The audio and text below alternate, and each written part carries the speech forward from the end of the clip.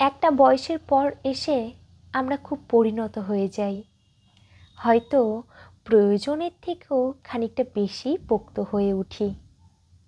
কিশোরবেলা সেই আবেগের বাড়াবাড়ি স্তিমিত হয়ে আসে তখন। আসলে তরুণবেলায় আমাদের জীবনে ফেলে যাওয়া কিছু অতীত পাখির ছায়া আমাদের যাবতীয় ভাব ভালোবাসা প্রকাশের ইচ্ছেটাকেই ব্লটিং পেপারের মতো শুষে নিয়ে চলে যায়। তখন গোলাপ হাতে হাঁটু গেড়ে বসাটাকে বাড়াবাড়ি লাগে। ভালোবাসি বলতে আড়ষ্ট হতে হয়।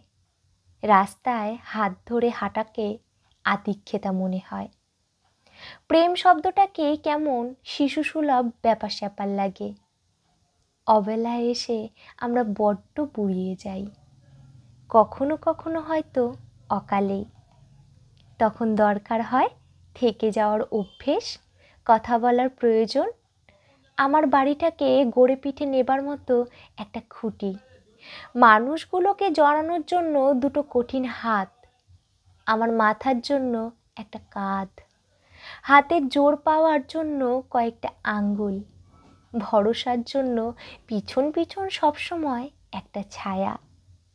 ভালোবাসা কোথাও হয়তো থাকে, নিশ্চয়ই থাকে, বলা হয়ে আর ওঠে না। তবুও অভ্যাসে ভর করে আমরা থেকে যাই। ভালোবাসি বলেই তো থেকে যাই। নমস্কার।